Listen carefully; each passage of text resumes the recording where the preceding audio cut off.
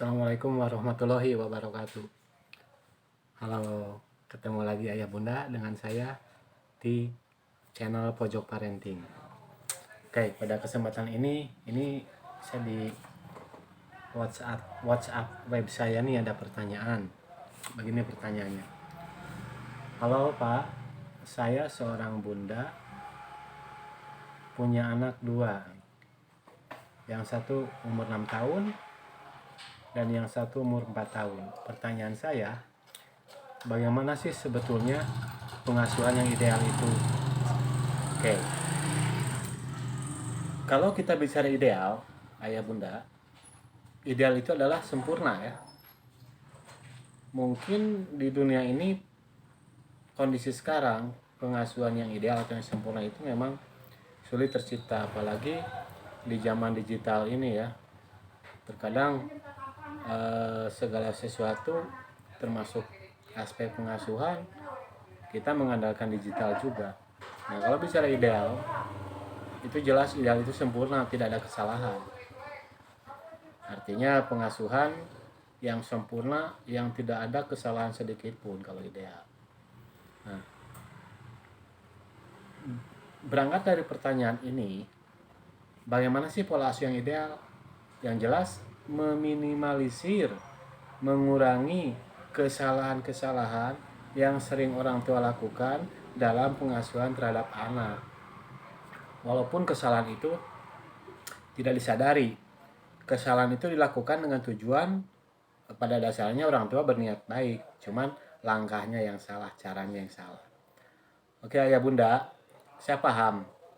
Apalagi sekarang ini banyak nih ayah bunda yang milenial ya, ayah bunda yang masih muda.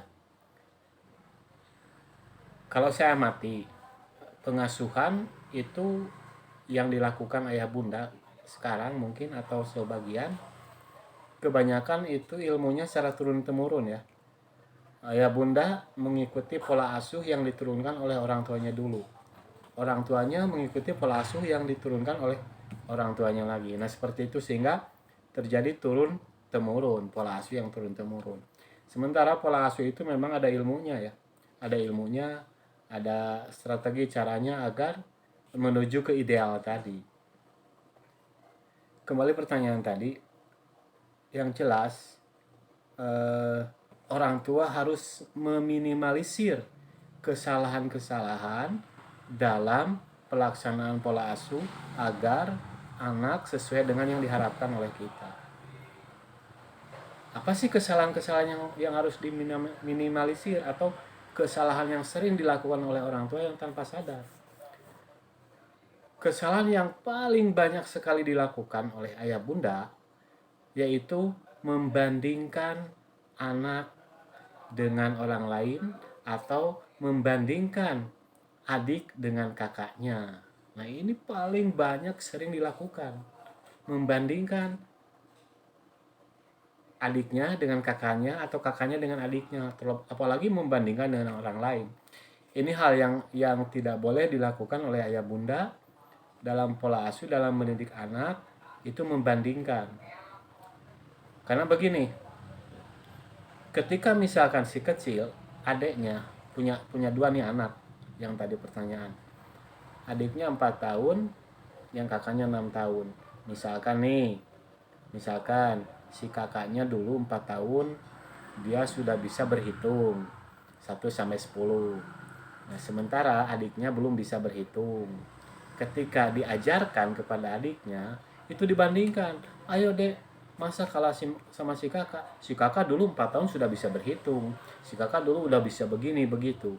Nah itu tidak boleh hal itu dilakukan, meskipun tujuannya untuk memotivasi. Anak itu unik, terkadang tidak bisa kita selami apa sih keinginannya, apa sih yang ada di dalam pikirannya. Tujuan ayah bunda membandingkan itu tujuannya untuk motivasi, tapi yang diterima anak itu lain. Yang diterima anak itu mematahkan semangat, membunuh karakternya. Jadi hal yang harus dihindari adalah membandingkan satu dengan yang lain. Karena di materi sebelumnya saya sudah menjelaskan bahwa setiap manusia itu memiliki warna yang berbeda. Setiap anak itu memiliki warna yang berbeda. Si kakaknya mungkin dia pandai di matematika, adiknya bisa saja pandai di potensi yang lain, misalkan potensi di olahraga. Nah kan tidak bisa dipaksakan, tidak bisa dibandingkan. Kalau kakaknya pinter matematika, adiknya pinter olahraga atau ada di olahraga potensinya. Nah itu kan satu hal yang berbeda yang tidak bisa disamakan. Gitu. Itu hal yang sering dilakukan oleh orang tua adalah membandingkan antara satu dengan yang lainnya.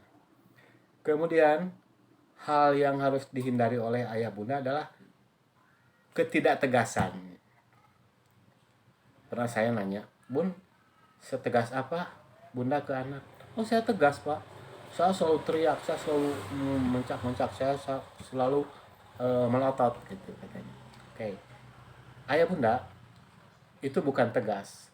Tegas bukan berarti harus teriak. Tegas bukan berarti harus melotot. Ya. Tapi tegas adalah komitmen dengan aturan. Lembut, meskipun bahasanya rendah, lembut, tapi ketika komitmen dengan aturan yang sudah dibangun di dalam keluarga, itulah tegas. Jadi ya bunda banyak yang salah mengartikan bahwa tegas itu harus teriak. Nah, ini yang salah penempatan, salah persepsi. Kemudian satu hal lagi yang harus dihindari oleh ayah bunda adalah menakut-nakuti ini.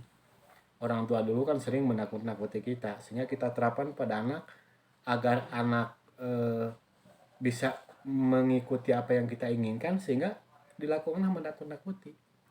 Misalkan anak menangis nih, rewel, ini bahasa sederhananya, kejadian di lapangan seperti ini. Anak menangis rewel, karena ingin anak itu diam, berhenti menangis, maka orang tuanya menakut-nakuti, udah jangan nangis terus, nanti ada setan, nanti ada ini, nanti ada itu. Nah itu satu hal yang harus dihindari oleh orang tua, karena hal ini masih banyak dijumpai pola asuh seperti itu. Kemudian satu lagi nih, terakhir nih, ayah bunda tidak boleh mengabaikan atau tidak mendengarkan pendapat si kecil kita. Apapun yang anak kita sampaikan harus kita respon, harus kita tanggapi. Apapun, anak ketika mencurahkan isi hatinya, yang dia harapkan adalah respon, tanggapan itu. Jadi jangan sampai pernah mengabaikan apapun yang disampaikan oleh si kecil, karena jangan menganggap si kecil, ketika si kecil menyampaikan sesuatu, jangan dianggap kepo, jangan dianggap sok tahu, tapi tanggapi oleh kita. Apapun yang disampaikan tanggapi. Ketika itu negatif, kita luruskan, tapi ketika yang disampaikan positif, kita respon yang positif juga. Nah sebetulnya banyak sih hal-hal yang harus dihindari oleh ayah bunda ketika dalam pola asuh atau pengasuhan. Namun ini saya menyampaikan hal-hal yang harus dihindari yang sering banyak dijumpai di lapangan. Seperti itu ayah bunda. Jadi kalau bicara ideal itu adalah sempurna, tapi minimalnya kita selalu menghindari hal-hal yang tidak boleh dilakukan dalam pola asuh yang seperti tadi saya sampaikan. Ya, sementara itu saja ayah bunda, mudah-mudahan pertanyaan yang tadi disampaikan, jawaban yang barusan bisa menjadi satu acuan untuk ayah bunda dalam pola pengasuhan. Oke, terima kasih. Assalamualaikum warahmatullahi wabarakatuh.